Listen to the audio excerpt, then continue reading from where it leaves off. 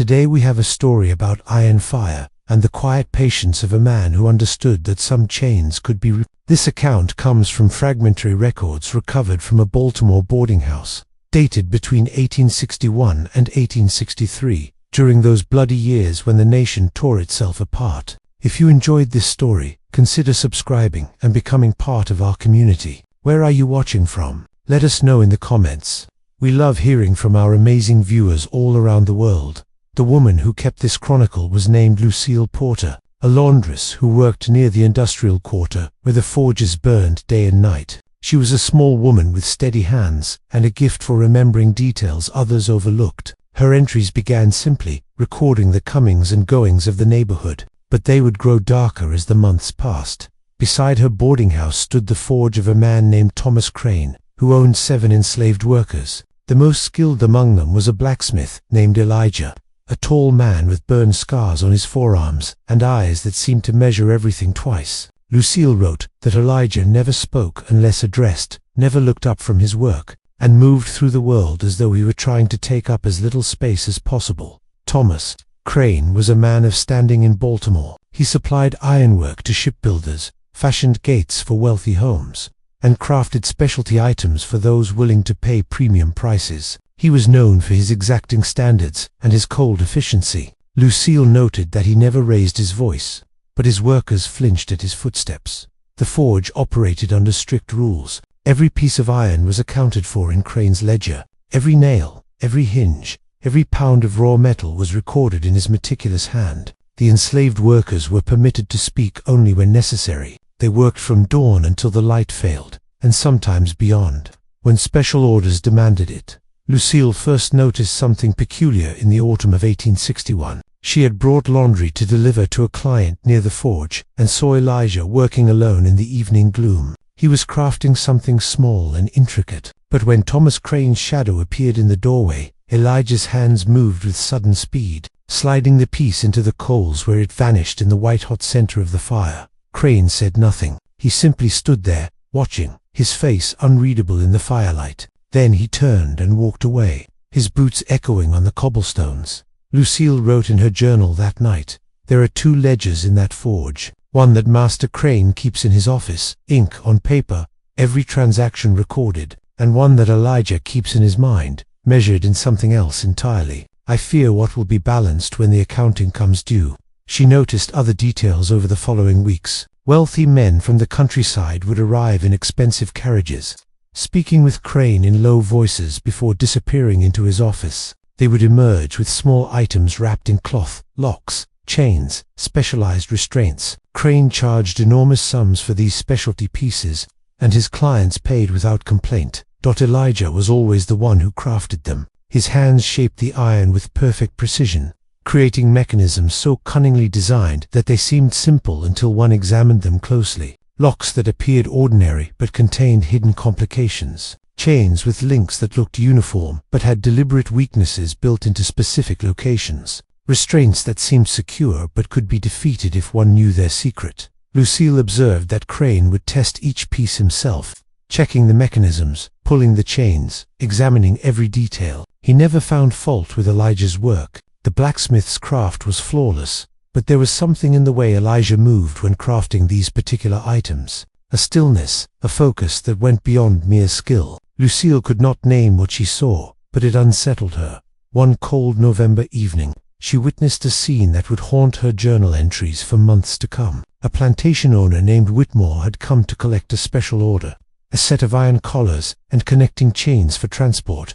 As he inspected the items in the forge's light, Elijah stood in the shadows, his face completely expressionless. Whitmore turned to Crane and said, "Your boy does fine work. Where did you teach him these designs?" Crane smiled thinly. "He has a natural aptitude for understanding how things fit together, how they lock, how they hold." Elijah's eyes flickered once, meeting Lucille's through the open door. Then he looked down again, becoming invisible once more. That night, Lucille wrote a single line in her chronicle.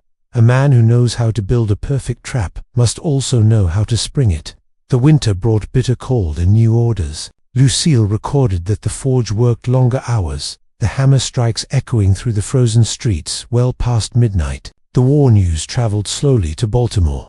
But everyone knew that Virginia burned, and that blood soaked the fields to the south. Thomas Crane's business thrived. Plantation owners fleeing the approaching conflict sought his services, wanting ironwork that could secure their most valuable property during the chaos of relocation. Elijah worked without rest, his hands shaping iron day after day, until Lucille feared he might collapse from exhaustion. But he never did. He simply continued, silent and methodical, crafting each piece with the same flawless precision. The first incident occurred in January of 1862. A client named Harrison returned to the forge in a fury, dragging a broken wheel assembly. The iron banding had shattered on a transport wagon, causing it to crash on a muddy road. Harrison claimed that Elijah's faulty work had cost him thousands of dollars in damages and delays.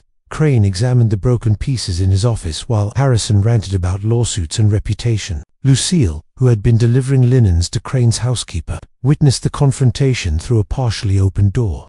"This is deliberate sabotage," Harrison declared. "That boy of yours built weakness into the iron. I can see it here, where the metal was worked thin." Crane studied the pieces for a long moment. Then he called for Elijah. The blacksmith entered the office with his eyes downcast, his scarred hands held carefully at his sides. Crane showed him the broken iron without a word. Elijah examined it, turning the pieces slowly in his hands. When he spoke, his voice was soft and measured. "I built it according to specifications, Master Crane. The client requested lighter banding for speed. I noted my concerns about weight capacity in the work order." "There is no such notation," Harrison snapped. Crane opened his ledger. The page for that order showed dimensions, materials, costs. Nothing about weight concerns. Harrison's specifications appeared clearly documented, signed by both men. But Lucille noticed something, a slight hesitation in Crane's movements as he turned to the correct page. The faintest suggestion that the ledger had been opened recently, that entries had been reviewed. "You will remake the piece," Crane said to Elijah. His voice carried no emotion. "Without charge. And you will work additional hours to compensate Mr. Harrison for his inconvenience." Elijah nodded once. "Yes, Master Crane."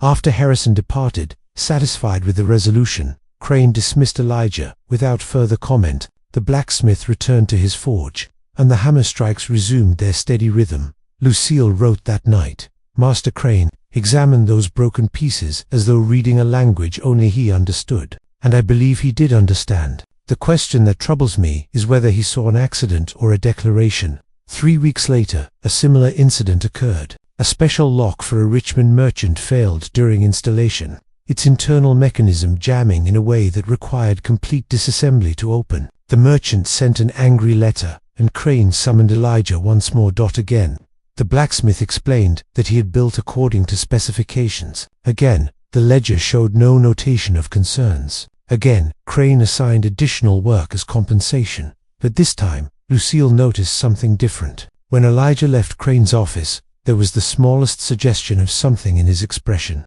Not defiance, not satisfaction, something quieter and more patient, the look of a man counting. The other enslaved workers began to watch Elijah differently. Lucille observed their careful glances, the way they positioned themselves to see what he was crafting. The subtle nods they exchanged when Crane was absent. Nothing overt, nothing that could be called conspiracy, but communication nonetheless, passed through silence and small gestures. In March, a chain failed on a merchant vessel in the harbor. The vessel had been transporting human cargo, and when the chain parted during loading, several imprisoned people managed to escape into the crowded docks. The chaos allowed them to vanish into Baltimore's free black community before they could be recaptured. The ship's captain stormed into Crane's forge with the broken chain, demanding an explanation. This time, the failure was more dramatic. The links had come apart cleanly, as though they had been deliberately weakened at a specific point designed to bear the most stress. Crane tested the remaining links himself, pulling them with his full strength. They held firm. Only that one section, now broken, showed any weakness.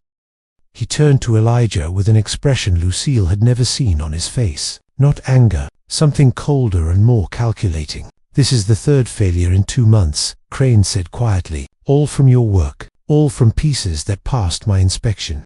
Elijah met his eyes for one brief moment. "I build according to specifications, Master Crane. The iron holds until it is tested beyond its capacity. And yet these pieces failed under normal use.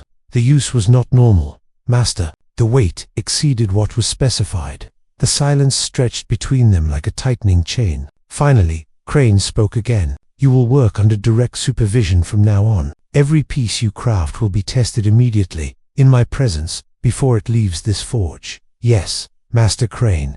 But as Elijah turned away, Lucille saw something that chilled her more than the winter cold. The smallest curl at the corner of his mouth, not quite a smile, just an acknowledgement of some private calculation completed. She wrote that night, he is building traps within traps. Each failure looks like accident, but the pattern is too precise. And Master Crane knows. I can see it in how he watches Elijah now, like a man studying a door whose lock has developed a strange and troubling sound. He knows the door still appears secure, but he has begun to wonder what waits on the other side.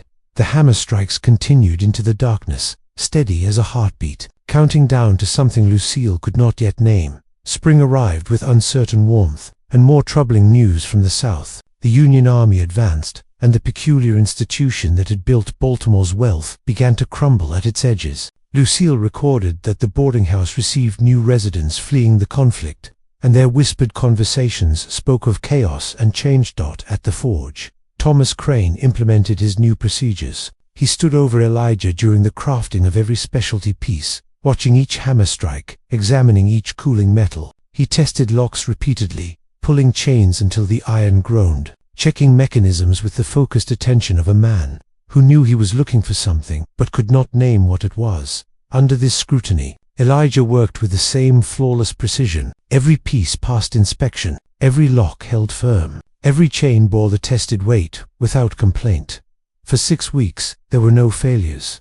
Crane began to relax. Lucille noted the subtle shift in his posture, the way his shoulders lowered slightly when examining Elijah's work. Perhaps, he seemed to believe, the problem had been resolved through proper oversight. Perhaps the failures had been accidents after all, the result of insufficient supervision rather than deliberate sabotage. But Lucille also noted that during these weeks, Elijah had begun to receive visitors. Free black men from the neighborhood would stop by the forge after dark, ostensibly to purchase simple items like nails or hinges. They would speak briefly with the other enslaved workers, conducting their transactions in low voices while Crane was absent. One evening, a woman named Ruth came to the forge. She was a laundress like Lucille, but older, with silver threading through her hair and eyes that seemed to see through pretense. She purchased a small lock for a trunk, and while Elijah wrapped it in cloth, their hands touched briefly. No words passed between them, but Lucille saw the exchange.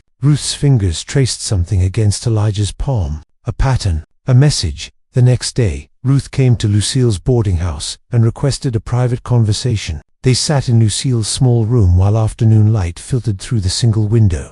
"You have been watching the forge," Ruth said. It was not a question. Lucille hesitated, then nodded. "I keep a chronicle, the neighborhood, its people." "Then you understand what you have been seeing." "I understand that iron is failing in ways that should not happen, and I understand that Master Crane is beginning to notice a pattern." Ruth smiled sadly. "The pattern is older than you know. Elijah has been building these pieces for 5 years. Every lock with a hidden weakness, every chain with a deliberate flaw, every restraint with a secret that makes it simple to defeat if you know where to press, where to twist, how to apply force in just the right way." Lucille felt her hands go cold. He has been teaching others.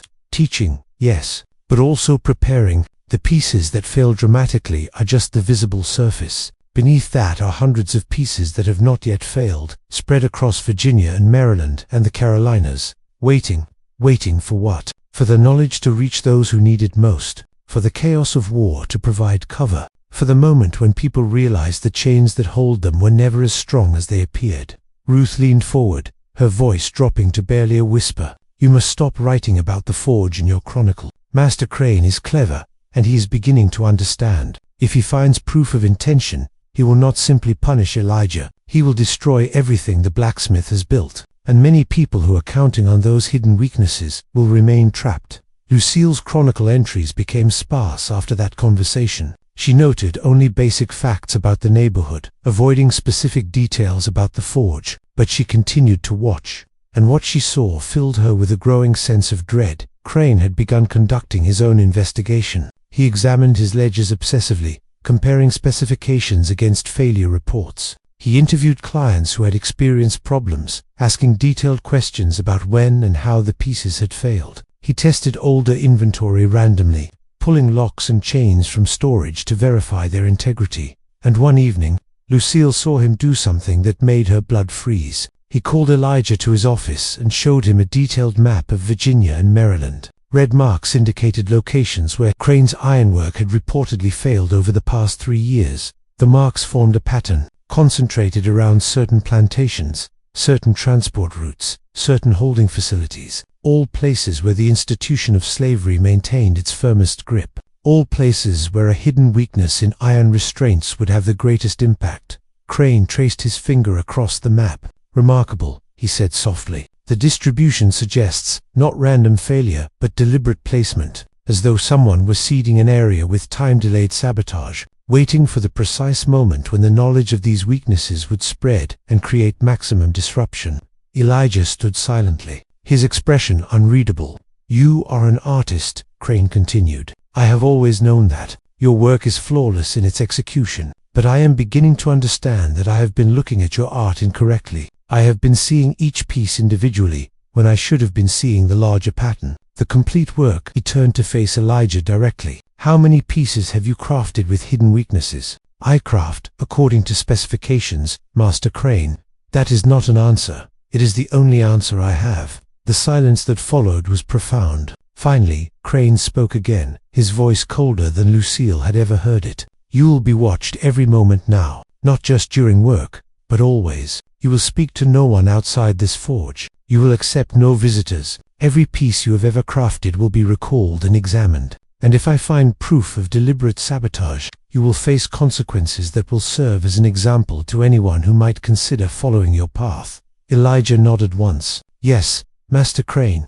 But as he left the office, Lucille saw his hands. They were not trembling with fear. They were steady, patient, still counting. That night, Ruth came to Lucille's boarding house again. "It has begun," she said simply. "The reckoning Master Crane fears is already in motion. The pieces are placed. The knowledge is spreading. What Elijah built cannot be recalled. No matter how carefully Crane searches, the trap has been sprung, and he is only now realizing that he was inside it all along." Lucille wrote a single sentence in her chronicle that night, hidden among mundane entries about laundry and weather. "The ironwork holds until tested beyond capacity, and I fear we are about to discover just how much weight these particular chains were designed to bear."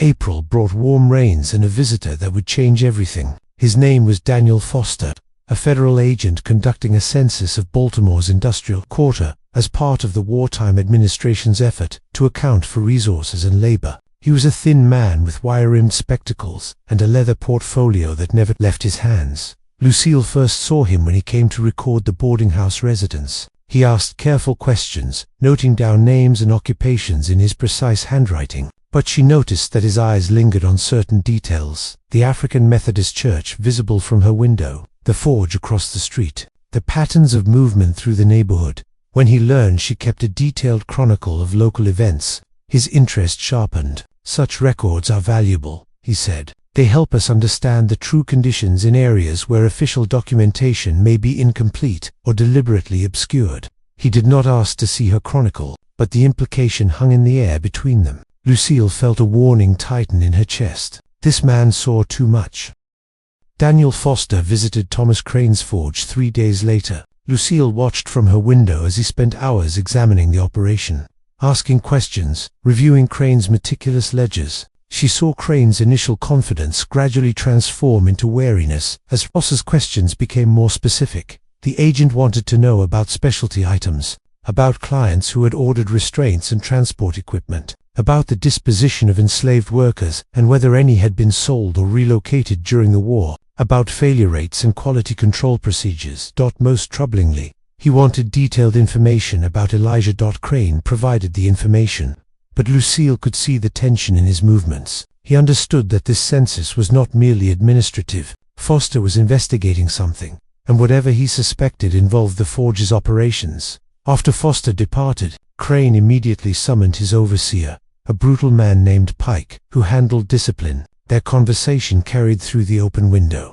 The blacksmith is to have no contact with anyone outside the forge, no visitors, no errands, no moments unsupervised. If he attempts to pass messages or communicate in any way, you will intervene immediately. Pike nodded, his hand resting on the whip at his belt. You think he is involved in subversive activity. I think he is too valuable to risk, and this federal agent has taken an inappropriate interest in him. Until Foster completes his census and leaves Baltimore, we will maintain absolute control. But it was already too late for absolute control. That night, Lucille saw shadows moving near the forge, quick, purposeful figures who approached the building where the enslaved workers slept, then melted back into darkness. Messages passing, she realized, warnings being delivered while there was still time. The following day, Foster returned to Lucille's boarding house. He asked if he might speak with her privately, and something in his manner suggested this was not merely a census inquiry. In her small room, he removed his spectacles and cleaned them carefully before speaking. I am going to tell you something that must not be repeated, not to Master Crane, not to anyone in this neighborhood who might carry word back to him. The information I share could endanger lives if mishandled. Lucille waited, her hands folded in her lap. I am investigating a network, Foster said quietly. For 3 years, reports have reached our office about unusual patterns of escapes. People held in bondage have been breaking free using techniques that should not be possible given the quality of their restraints. Locks opening when they should hold, chains failing at critical moments, transport equipment developing sudden weaknesses during movement. He leaned forward. At first, we assumed these were isolated incidents, poor craftsmanship, cheap materials, normal wear. But the pattern was too consistent, too geographically widespread, and too perfectly timed to coincide with moments of maximum opportunity during transport, during chaos, during brief periods when supervision was reduced. Someone has been engineering these failures, Lucille said slowly. Not someone. Many people, working in coordination, blacksmiths, metalworkers, craftsmen across multiple states, creating pieces that appear perfect but contain hidden vulnerabilities, teaching those vulnerabilities to others, building an invisible infrastructure of liberation disguised as normal commerce. Foster's eyes met hers. Thomas Crane's forge is at the center of this network, and his blacksmith, Elijah, is the master architect. Lucille felt her breath catch. If you know this, why have you not arrested him? Because arresting one man accomplishes nothing. The pieces are already distributed. The knowledge is already spreading. What we need is documentation, proof of the network's extent, names of all involved parties. He paused. Your chronicle could provide that proof. No, Lucille said immediately. I will not help you destroy what these people have built. Foster smiled faintly. I think you misunderstand my purpose, Miss Porter. I am not seeking to prosecute this network. I am seeking to protect it. He opened his portfolio and showed her a document bearing official seals. The President has issued a preliminary proclamation regarding emancipation. It will take effect in January of 1863. When that happens, this network will become invaluable for helping people reach Union lines and freedom. But until then, it must be protected from those who would destroy it. Master Crane is close to understanding the full scope, Lucille said. I know. That is why I need your testimony. Official documentation that his operation was under federal observation, that his enslaved workers were considered assets of military interest, that any action he takes against them will be seen as interference with a federal investigation. Foster stood, preparing to leave. I cannot force you to provide your chronicle or your testimony, but I ask you to consider what is at stake. Not just Elijah's life, though that hangs by a thread, but the lives of everyone counting on the weaknesses he built into their chains. Everyone who might yet find freedom through the knowledge he has spread. After he left, Lucille sat in the fading light, her chronicle on the table before her. She had written everything she witnessed, never imagining it might become testimony, never realizing that her careful observations might be the thread that either protected or exposed this network. That evening, she saw Crane crossing to the forge with Pike following. They entered the building where Elijah worked, and she heard raised voices, not shouting, but the cold fury of a man who has reached the limits of his patience. Minutes later, Elijah was dragged into the yard. Pike bound his hands while Crane stood watching, his face a mask of controlled rage. You will tell me everything, Crane said. Every piece you have sabotaged, every person you have contacted, every detail of this network you have been building under my roof, using my materials, betraying my trust." Elijah said nothing. His silence seemed to enrage Crane further.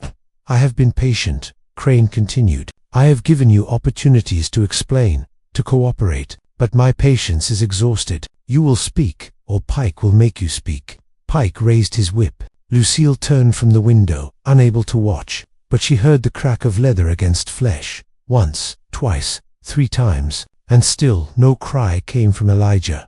No plea, no word, only silence, patient and absolute. Finally, the sounds stopped. When Lucille looked again, Crane was walking away, his shoulders tight with frustration. Pike untied Elijah and shoved him toward the workers' quarters. The blacksmith walked slowly, blood staining his shirt, but his head remained up, unbowed. Ruth appeared at Lucille's door an hour later. "Will you testify?" she asked without preamble. "If it will protect him, yes.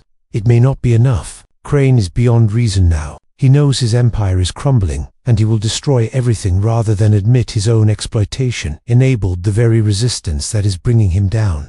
Lucille picked up her chronicle, years of careful observations contained in its pages. "Then let this be the record. Let it show what was built here, beneath the eyes of those who thought they were in control. Let it show that the chains were never as strong as they appeared, and that the people who forged them understood something their masters never could." "What is that?" Ruth asked. "But iron holds until it is tested beyond capacity, and the capacity for human dignity and freedom can never be adequately restrained by any chain, no matter how cunningly crafted." That night, Lucille wrote what would become her most important entry. "The reckoning has arrived. Master Crane has realized that every piece of iron that left his forge carried within it the seed of his own undoing. The question now is not whether the trap will spring, but how many people will be caught in its jaws when it does. I pray that justice, when it comes, will distinguish between the trapped and the trapper."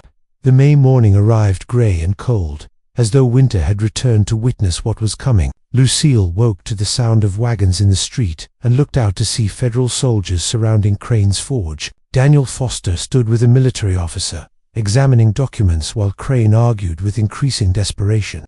"This is outrageous," Crane's voice carried across the street. "I am a loyal citizen conducting legitimate business. You have no authority to seize my property or interfere with my operations." Foster showed him an official order, his voice calm but firm. "We have authority to inventory all industrial facilities producing goods relevant to the war effort. Your forge has been identified as a significant supplier of transport equipment and security apparatus. We are here to conduct a complete accounting."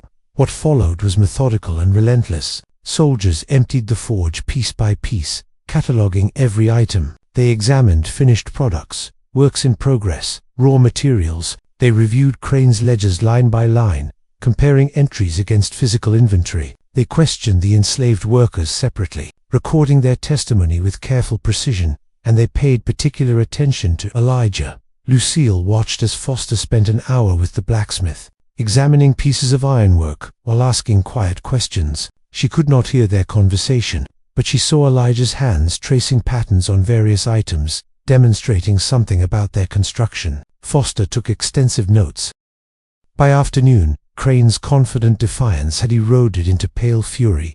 The soldiers had found discrepancies, significant ones, materials unaccounted for in their ledgers, pieces that existed in inventory but had no corresponding work orders, evidence of off-books manufacturing that suggested a parallel operation running beneath the official business. But the most damaging discovery came when Foster's team began testing the security items. They examined locks, chains, restraints, all the specialty pieces that had generated Crane's highest profits, and working from information Elijah provided.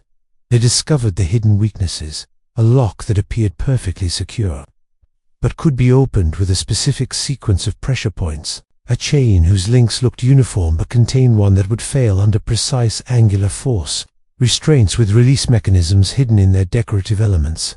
Each piece had been crafted with exquisite skill to appear flawless, while containing a secret that made it useless for its intended purpose. Crane watched this demonstration with growing horror. "This is impossible. I personally inspected every piece. I tested them." "You tested them according to expected parameters," Foster said. "Straight pulls, direct force, standard manipulation. Master Elijah built weaknesses that only reveal themselves. Under specific, non-obvious applications of stress, a person would need to be taught how to exploit them. He has been committing sabotage under my roof for years. He has been conducting a campaign of liberation using the tools you provided and the materials you supplied. The irony, Master Crane, is that you paid him to build the instruments of your own obsolescence. Forster turned to the military officer. I want a complete inventory of every piece this forge has produced in the past 5 years. Locations, clients, current disposition. We need to know the full extent of this network. Over the following days, the investigation expanded. Federal agents interviewed Crane's clients, examined failure reports, traced the distribution of compromised ironwork across multiple states. The pattern that emerged was staggering in its scope and precision. Elijah had been crafting these pieces since 1857, shortly after Crane had purchased him from an estate sale. Every lock, every chain, every restraint built for the purpose of holding human beings in bondage had been subtly sabotaged. The network extended through Virginia, Maryland, the Carolinas, and beyond. Hundreds of pieces, each one a potential key to freedom for someone who learned its secret. But more importantly, Elijah had been teaching others. The free black men who had visited the forge were not random customers, but carefully selected individuals who could learn the techniques and spread them further. Blacksmiths in other towns, workers in other forges, a growing web of resistance hidden in plain sight within the infrastructure of oppression. Ruth brought Lucille more information during this time. There are networks within networks, she explained. Elijah was not working alone, nor was he the only craftsman doing this. There are wheelwrights building wagons with hidden compartments, carpenters constructing buildings with secret passages, seamstresses sewing maps into quilt patterns, an entire shadow economy of resistance, disguised as normal commerce. How many people have escaped because of his work? Lucille asked. We cannot know for certain. Hundreds, perhaps thousands. Every time a chain failed at the right moment, every time a lock opened when it should not have, every time a transport system developed a convenient weakness somewhere, someone found a door where their captors saw only a wall. The investigation revealed another troubling truth. Some of Crane's clients had become suspicious and conducted their own examinations. Several had discovered the weaknesses and were planning to confront Crane, possibly pressing charges. The whipping Elijah had endured was just the beginning of what Crane had intended. Pike, the overseer, was found to have been compiling evidence for a criminal prosecution. He had collected broken pieces, documented failures, gathered testimony from angry clients. His plan had been to charge Elijah with sabotage and destruction of property, crimes that would carry severe penalties under Maryland law. But Pike's documentation became evidence for the federal investigation instead. Every piece he had gathered, as proof of sabotage, became proof of the network's extent and effectiveness. Foster showed Lucille some of these materials: broken chains that had allowed entire groups to escape during transport, locks that had mysteriously opened during critical moments, restraints that had failed when people needed them to fail most desperately. This is extraordinary, Foster said, quietly. Not just the technical skill required to build these weaknesses while making them invisible to inspection, but the strategic thinking, the patience, the willingness to work for years without recognition, knowing that most pieces might never be used, that most weaknesses might never be discovered, building an infrastructure of hope on the chance that some people, somewhere, might find the key when they needed it most. He looked at Lucille seriously. Your chronicle will be important. It provides an independent record of events, testimony, from someone with no stake in the outcome beyond witnessing truth. The court proceedings will rely heavily on such documentation. Court proceedings. Master Crane is being charged with fraud. He sold security apparatus while knowingly employing a worker who was sabotaging those goods. His clients suffered significant financial losses due to his negligence. The federal government is also pursuing charges related to interference with military logistics, as some of his compromised ironwork was used in facilities holding prisoners of war. Lucille felt a cold satisfaction at this news. Crane would face consequences not for his cruelty or his participation in slavery, but for failing to deliver the quality product he had promised. The system that had empowered him would now consume him, unable to distinguish between a master betrayed by his slave and a businessman who had delivered faulty goods. But she also worried about Elijah. What would happen to him? Foster's expression grew complicated. That is being negotiated. Technically, He committed crimes: destruction of property, conspiracy, theft by deception. But he did so under duress, as an enslaved person with no legal rights or alternative means of resistance. And his testimony is crucial for the broader case against the network of clients who knowingly used this equipment for human trafficking. He could still be prosecuted, or he could be granted immunity and freedom in exchange for cooperation. The decision will come from higher authority than mine, but I am advocating strongly for the latter option. This man is an asset, not a criminal. His knowledge could help liberate countless people as the war continues. That evening, Lucille sat with her chronicle, adding new entries about the investigation and its revelations. She wrote about federal soldiers carrying away crates of evidence, about Crane's growing panic, about the enslaved workers watching with carefully neutral expressions as their master's empire collapsed, piece by piece. And she wrote about seeing Elijah standing in the empty forge at sunset, his hands resting on the anvil where he had crafted so much hidden rebellion. He looked tired but not defeated, patient as always, waiting to see what the next turn of the wheel would bring. Ruth visited as darkness fell. "Word is spreading," she said, "about the investigation, about what Elijah built. People are searching for the weaknesses in chains they already wear, testing locks they thought were secure. The knowledge is moving faster than any of us anticipated." Is that dangerous? Dangerous and necessary. The proclamation Foster mentioned is coming in January. When emancipation arrives, these hidden weaknesses will help people reach Union lines before their masters can relocate them further south. What Elijah built in secret will become a visible network of escape routes, disguised as the normal infrastructure of bondage. She paused, then added softly, "He knew this moment would come.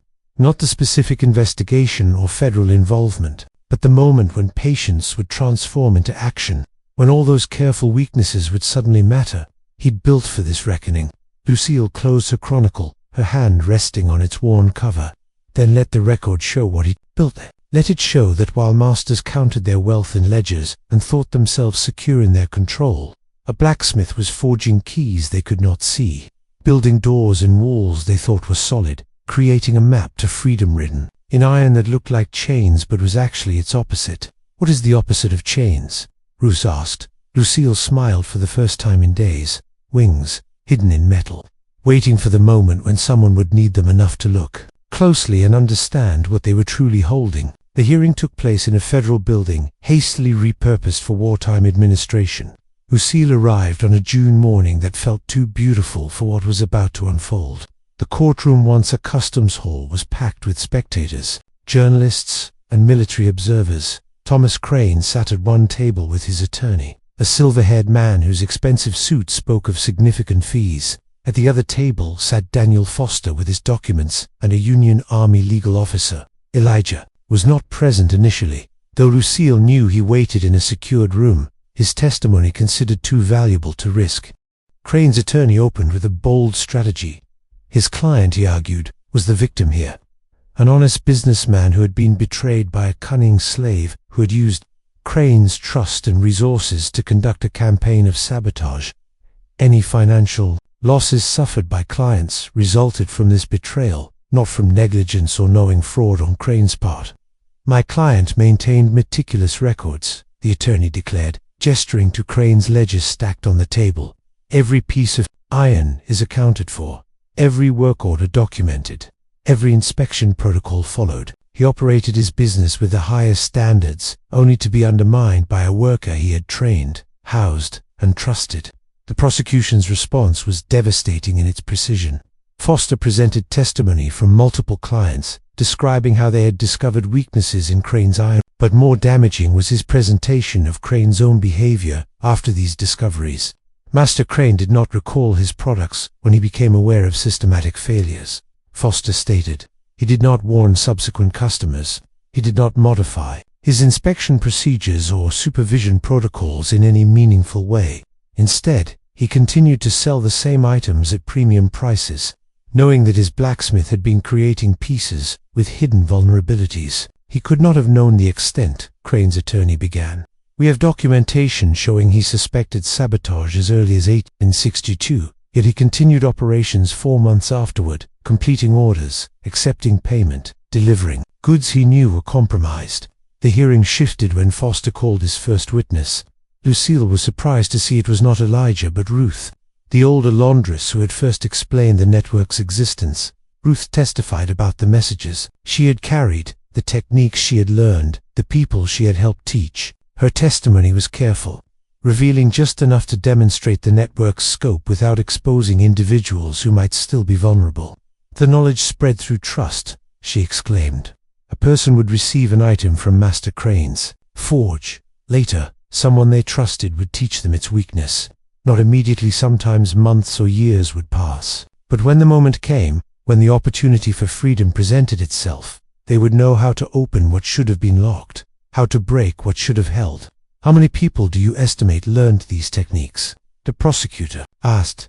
I cannot give numbers, but I can say that the knowledge reached 7 states, that it passed through churches, through work crews, through families, that it became a kind of scripture, memorized and recited, waiting for the moment it would be needed. Crane's attorney tried to discredit her testimony, implying she was part of a conspiracy against his client. But Ruth remained calm, her answers simple and direct. She had nothing to hide because everything she described was already known to federal authorities. The question was not whether the network existed, but whether Crane had been complicit in its operations. The next witness was Pike, the overseer.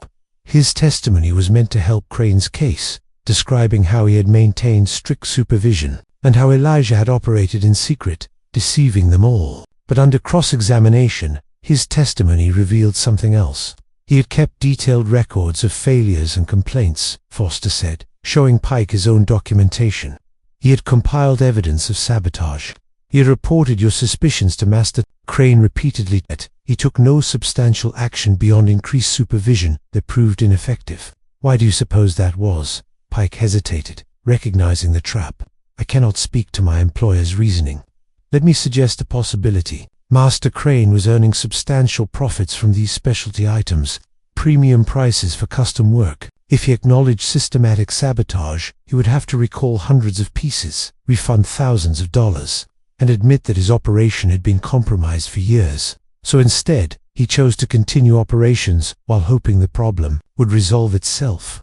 That is speculation, Crane's attorney objected. Then let us examine the ledgers. Here are dates when failures were reported. Here are dates when subsequent orders of the same type were filled and shipped. Master Crane was aware of problems, yet continued delivering the same compromised goods. The testimony continued for 2 days, building a picture of systematic negligence disguised as ignorance. Crane had known enough to be concerned, but had chosen profit over responsibility. Then Elisha was called to testify. The courtroom fell silent as he entered, escorted by federal soldiers. He had been given clean clothes, and the whip marks on his back were hidden beneath a simple shirt. He moved with the same quiet dignity Lucille had always observed, showing no fear or deference as he took his seat. The prosecutor began gently. Please state your name and occupation. Elijah. I am a blacksmith. How long have you worked at Master Crane's forge? 6 years. Since the spring of 1857. During that time, did you create pieces with hidden weaknesses? Elijah met the prosecutor's eyes. I crafted every piece according to the specifications provided. If those specifications did not account for certain uses or stresses, the failures that resulted were predictable. That is not quite what I asked. No, sir, but it is the truth. I am a skilled craftsman. I understand how iron behaves under different conditions. I understand which designs will hold and which will fail. That knowledge guided my work. The questioning continued, with Elijah describing his techniques in precise detail. He explained how subtle variations in thickness, how specific patterns of stress distribution, how careful placement of near-invisible flaws could create pieces that appeared perfect but contained weaknesses, exploitable by someone with proper knowledge. Why did you do this? The prosecutor finally asked. Elijah was silent for a long moment. When he spoke, his voice was quiet but clear. Because I am a human being. Because every piece of iron I shaped was meant to hold human beings in bondage. Because it could not stop the system that empowered Master Crane and his clients, but it could insert small possibilities for freedom into that system. Because building those weaknesses was the only form of resistance available to me. You betrayed your master's trust. I was never Master Crane's property to be loyal or disloyal. I was a human being forced to use my skills for purposes I found abhorrent. Within that constraint, I did what I could. The courtroom erupted in murmurs. The judge called for order, but the damage to Crane's case was done. Elijah had spoken not as a slave admitting wrongdoing, but as a skilled professional explaining the ethical reasoning behind his work. Crane's attorney tried to recover during cross-examination. You admit to deliberately sabotaging products your master sold in good faith. I admit to crafting items according to specifications, while understanding their limitations better than those who commissioned them. You taught others how to exploit these weaknesses. I shared knowledge about how iron behaves. What people did with that knowledge was their choice. You operated a conspiracy against the lawful institution of slavery. Elijah's expression did not change. I operated a forge. I shaped iron. If the uses to which that iron was put conflicted with the intentions of those who ordered it, perhaps the fault lies in their expectations rather than my craftsmanship. The attorney tried several more approaches, but Elijah refused to frame his actions as betrayal or conspiracy. He consistently described his work in terms of technical skill, understanding of materials, and adherence to specifications. The hidden weaknesses were not sabotage but predictable results of design parameters that others had failed to consider. When Lucille was finally called to testify, she brought her chronicle. She read selected entries aloud, describing what she had observed over the years, the pattern of failures, Crane's growing suspicion, his visits from free black individuals, the conversations she had witnessed between Crane and his clients. Most importantly, she testified about Crane's reaction when he had begun to understand the scope of what was happening. He knew, she said clearly. By the spring of 1862, Master Crane understood that his blacksmith was crafting weaknesses into the ironwork. He increased supervision, but he did not stop production. He did not recall compromised pieces. He continued to accept orders and deliver goods, even knowing they were not what his clients believed them to be. Why would he do that? The prosecutor asked because stopping would mean admitting the truth, admitting that for years, his most skilled worker had been undermining the very products that generated his highest profits, admitting that the expertise he had relied upon was being used against the purposes he intended. Master Crane chose to hope he could contain the problem while maintaining his business, rather than face the financial and reputational costs of honesty. The hearing concluded on the third day. The judge, a stern federal appointee, took less than an hour to reach his decision. Master Crane is found negligent in his business practices and responsible for losses suffered by his clients due to faulty goods. He is hereby ordered to provide refunds for all documented failures and is prohibited from fulfilling any new orders for security apparatus until his operation can be certified as reliable by federal inspectors. But the judge continued, and his next words hit even harder. Furthermore, the enslaved workers currently in Master Crane's possession are hereby declared contraband of war, confiscated by federal authority. They will be held in protective custody, pending final resolution of their statuses. Crane's face went white. His attorney objected, but the ruling stood. In one decision, the judge had stripped Crane of both his business and his workforce. As the courtroom emptied, Lucille saw Elijah being led away by federal soldiers. For just a moment, his eyes met hers, and she saw something in them she had never seen before. Not quite a smile, but an acknowledgement of completion. A long calculation finally balanced. That evening, Ruth came to Lucille's boarding house with news. Elijah has been granted conditional freedom. He will continue to work with federal authorities, identifying weaknesses in security systems and teaching techniques to people trying to reach Union lines. His testimony has been deemed too valuable for prosecution, and the others from the forge that will be freed as well, once the proclamation takes effect. Until then, they are federal property rather than Crane's, a legal fiction that protects them until the law catches up with reality. Lucille added a final entry to that day's chronicle. Justice has been served, though not in the form anyone expected. Master Crane is broken not by moral judgment of his participation in slavery, but by the commercial consequences of delivering faulty goods. His system that empowered him has consumed him, unable to distinguish between a master betrayed and a businessman who failed to meet his obligations. Perhaps there is poetry in that. Perhaps the trap Elijah built caught exactly what it was designed to, catch not individual people, but the assumption that some humans exist only as property to be controlled. That assumption proved weaker than the chains meant to enforce it. August brought stifling heat and news that would reshape everything. The preliminary Emancipation Proclamation was announced, though it would not take effect until January of 18. But the declaration alone sent shockwaves through Baltimore and every city where the peculiar institution had woven itself into the economy's foundation.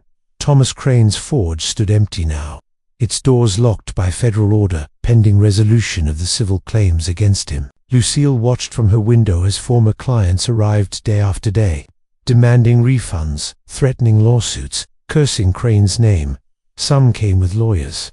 Others came with broken pieces of iron, thrusting them at Crane as proof of their losses. The financial damages was staggering. Crane's attorney had calculated that refunding all documented failures would bankrupt him completely. His property would have to be liquidated, his personal assets seized, everything sold to satisfy even a fraction of what he owed. But there was another reckoning occurring simultaneously, one that cut deeper than financial ruin. A former client, named Whitmore, the plantation owner who had purchased transport chains, returned to Baltimore with fury written across his face. He confronted Crane in the street outside the locked forge, and Lucille heard every word from her window.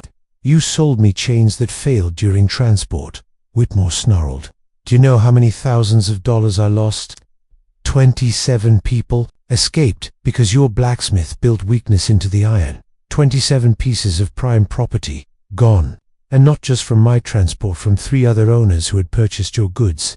We are coordinating our lawsuit. Crane, we will take everything you have, and more." Crane's response was cold. "You were all informed of potential quality issues. I recommended additional inspection and testing. If you chose to use the items without proper verification, that failure is yours, not mine. You knew they were sabotaged. I knew there had been isolated failures. I increased supervision and quality control. Beyond that, the responsibility for proper use lies with the purchaser." The argument escalated until neighbors intervened, separating the two men before violence erupted. But Whitmore's parting words echoed through the street. "You built your fortune selling us tools to maintain control, and all the while your slave was dismantling that control piece by piece. You are not just a failed businessman, Crane. You are a collaborator in your own destruction." Those words haunted Crane. Lucille saw him sitting alone in his office late at night, the gas lamps burning while he pored over his ledgers, as though searching for the moment when everything had gone wrong, as though he might find in those meticulous records the exact day when his empire had begun its inevitable collapse. Daniel Foster visited Lucille during this time, bringing official documentation that her chronicle had been entered as evidence in multiple proceedings. "Your observations provided crucial timeline verification," he explained. "They showed when Crane became aware of problems and how he chose to respond. That pattern of knowledge and inaction was key to establishing negligence. What will happen to him? Bankruptcy, certainly. Possibly criminal charges related to fraud. But there is something else you should know." Foster's expression grew serious. "Crane has been trying to have Elijah charged with theft and destruction of property. He's claiming that because Elijah was his legal property at the time of the sabotage, any goods Elijah damaged represent theft from Crane himself." Lucille felt cold fury rise in her chest. "That is monstrous logic." "Yes, and it is legally complicated. If Elijah is considered property rather than a person during the relevant time period, then Crane's argument has some technical merit under Maryland law. But if Elijah is recognized as a person with agency, then his actions were resistant to bondage rather than theft. Which interpretation will prevail? That depends on the judge and on how persuasively we can argue that the law itself is unjust. The proclamation will resolve this in January, but Crane is pushing for judgment before that deadline. A hearing was scheduled for September. Crane would present his case, claiming damages from his former property. Elijah would have to defend actions taken while he had no legal rights, no protection, no recognition as a human being under the law. The hearing was held in the same converted customs hall. This time, the atmosphere was different, charged with tension that went beyond financial disputes. Everyone present understood that this was not merely about money or property. This was a confrontation about the fundamental nature of personhood and resistance. Crane's attorney presented his case with cold precision. "The law is clear. At the time of the sabotage, Elijah was the legal property of Thomas Crane. Any goods damaged by Elijah's actions represent destruction of Crane's property by Crane's property. This is not a question of morality but of legal fact. My client is entitled to compensation for losses caused by property he owned. The circular logic was dizzying and obscene. Elijah as both perpetrator and instrument. Elijah as both responsible agent and mere tool. The argument twisted itself into knots trying to have the situation both ways, acknowledging Elijah's skill, intentionality, while denying his personhood. Foster's counter-argument was powerful. The defense admits that Elijah possessed skill, intention, strategic thinking, and moral reasoning. These are attributes of persons, not property. You cannot claim that Elijah was sophisticated enough to conduct a multi-year campaign of sabotage, while simultaneously claiming he was mere property, lacking agency. Maryland law may have failed to recognize his personhood, but this court need not perpetuate that injustice. Then Elijah himself was called to speak. He stood before the judge with the same quiet dignity he had always maintained, but this time, his words carried weight that made the entire courtroom lean forward. "Master Crane claims I destroyed his property," Elijah said slowly. "But I would ask this court to consider what I actually did. I crafted iron according to specifications given to me. I used materials provided to me. I followed the training I had received. The only difference between my work and what Master Crane expected was my understanding of how iron behaves under stress." He paused, letting the words settle. "If I am property, as Master Crane claims, then I cannot be held responsible for how I was used. Property has no will, no intention, no moral agency. If I am property, then Master Crane must accept that he failed to properly maintain and control his property. Any failures are his responsibility, not mine. But if I am a person as I know myself to be, then my actions were not sabotage but resistance. They were the exercise of moral judgment by a human being forced into circumstances he found abhorrent. In that case, Master Crane has no claim against me, because I was never his to control in the first place." The silence that followed was profound.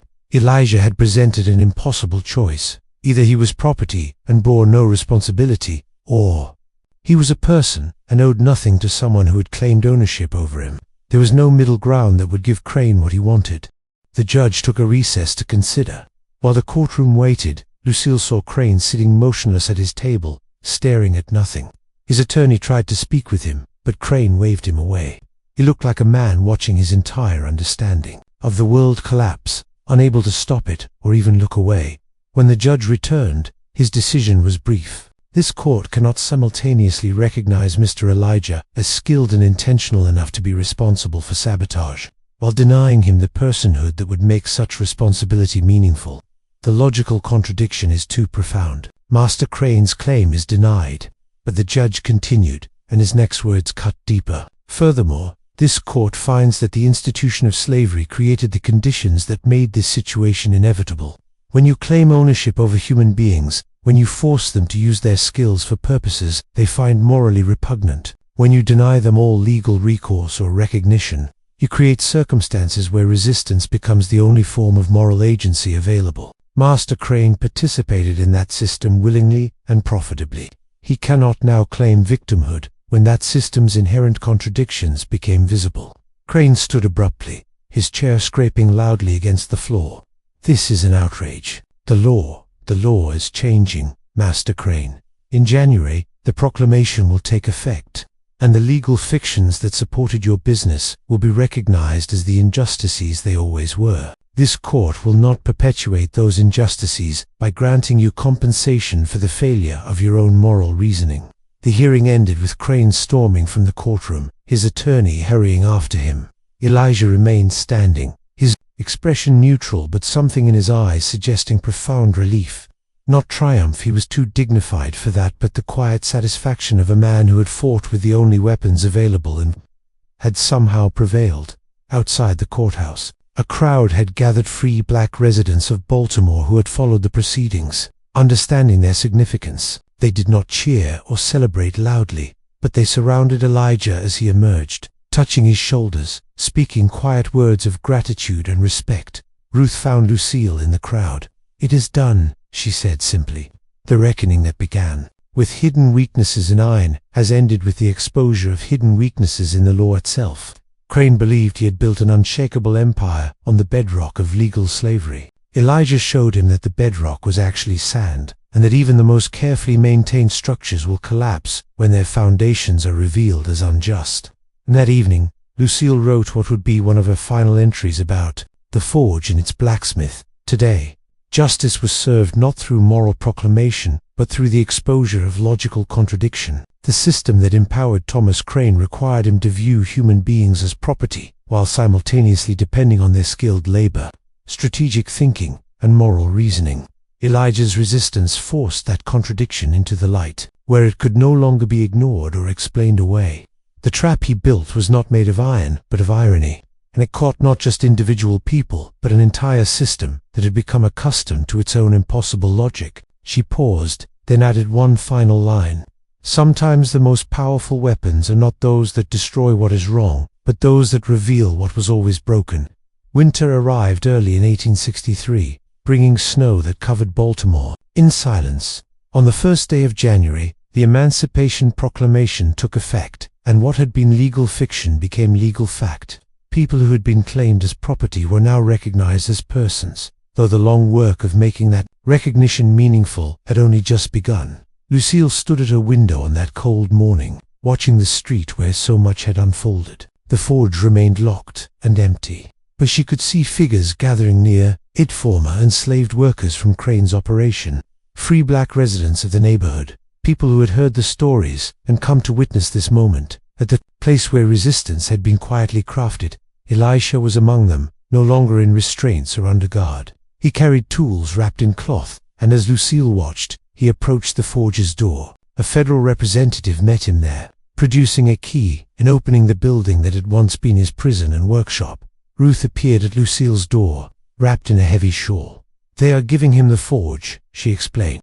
"The building and equipment compensation for years of unpaid labor and recognition of his skills."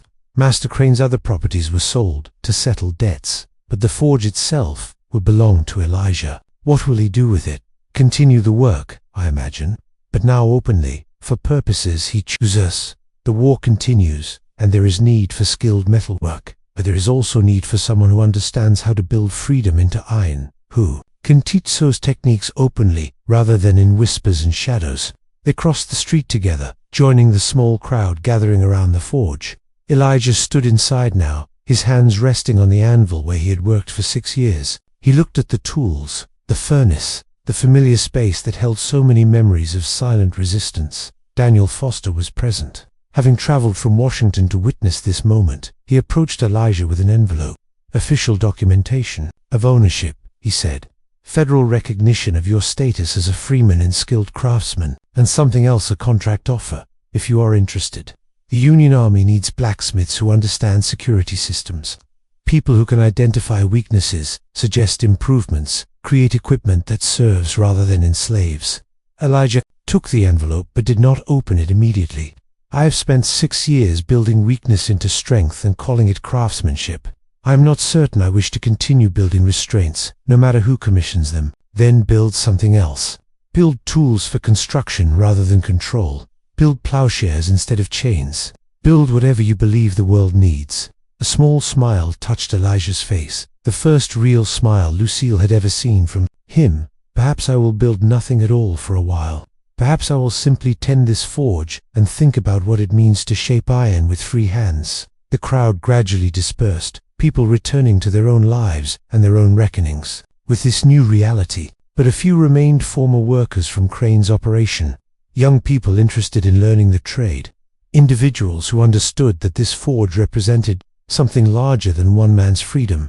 Lucille spent the afternoon recording interviews, adding to her chronicle a record of what people said about this moment. Their words spoke of hope mixed with wariness, of recognition that legal freedom was only the first step, of determination to build something lasting from the ruins of what had been. One former worker, a man named Isaiah who had labored beside Elijah for 3 years, spoke with particular insight. "He taught us more than how to find weaknesses in iron. He taught us patience. He taught us that resistance does not always look like defiance, that sometimes the most powerful opposition is to do your work so well that you undermine the very purposes for which you were forced to work. He showed us that skill itself can be a form of freedom when you understand it deeply enough." As evening fell, Lucille returned to her boarding house and sat with her chronicles spread before her. She had recorded everything: the investigation, the hearings, the reckoning, the aftermath. But she realized she needed to write one more entry, a final reflection on what all of this had meant. She wrote, "Today marks an ending and a beginning. The forge that once produced chains designed to fail now stands empty, waiting to be filled with new purposes. The blacksmith who built liberation, disguised as bondage, now holds the tools freely, accountable only to himself and his craft. The system that claimed ownership over human beings has been legally dismantled, though its shadows remain long and its lessons unlearned by many who profited from its existence." She paused, considering how to conclude this account, then continued. Thomas Crane disappeared from Baltimore after his bankruptcy, his whereabouts unknown. Some say he went south to states where the old system still functions. Others claim he simply vanished, unable to face a world where his certainties had been exposed as illusions. Either way, his forge remains as testimony to what he failed to understand: that you cannot build an empire on the denial of human dignity without creating the instruments of that empire's eventual collapse. Elijah remains here, quiet as always, working when he chooses and refusing work when it does not suit him. He has been visited by former clients seeking his skills, by federal agents wanting his consultation, by young people hoping to learn his techniques. To all, he responds with the same careful consideration, accepting some opportunities and declining others, according to logic only he fully understands. The chronicle I have kept these past years will be preserved as testimony to what occurred here, not as celebration or condemnation, but as record. The story of a blacksmith who understood that every chain has a weakness, every lock has a key, every system of control contains within itself the seeds of its own undoing. Whether understanding constitutes justice or merely irony, I leave to others to judge. She closed the chronicle, her hand resting on its worn leather cover. Outside, snow continued to fall, covering the street in white that would melt and return and melt again through seasons to come. Years later, when Lucille's chronicle was discovered, in the archives of a historical society, scholars would debate its accuracy and significance. Some would question whether one man could truly have conducted such a campaign of resistance without detection for so long. Others would wonder if the story had been embellished, its symbolism enhanced to serve purposes beyond mere recording of events. But the records supported her account. Crane's bankruptcy proceedings were documented. The federal investigation was real. The Emancipation Proclamation was historical fact, and the forge on that Baltimore street did indeed pass into the ownership of a former enslaved blacksmith named Elijah, whose subsequent work as a freedman, craftsman, and teacher would touch hundreds of lives across the reconstructed nation. The chronicle itself contained a final note, added in different ink, dated years after the main entries. In Lucille's careful handwriting, I am asked often whether the story recorded here is true. I can only say that I witnessed what I witnessed, and recorded what I saw. Whether truth lies in the facts or in the meaning we draw from them, each reader must decide. But I believe this: there was a man who shaped iron with extraordinary skill.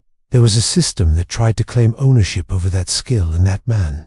There was a quiet, patient resistance that understood something fundamentally. No system, however powerful, however entrenched, however legally sanctified, can survive indefinitely when it requires people to be simultaneously human enough to create value and property enough to be controlled. That contradiction must eventually resolve itself, one way or another. The forge remembers what happened within its walls, even if memory must be preserved in written words rather than spoken testimony.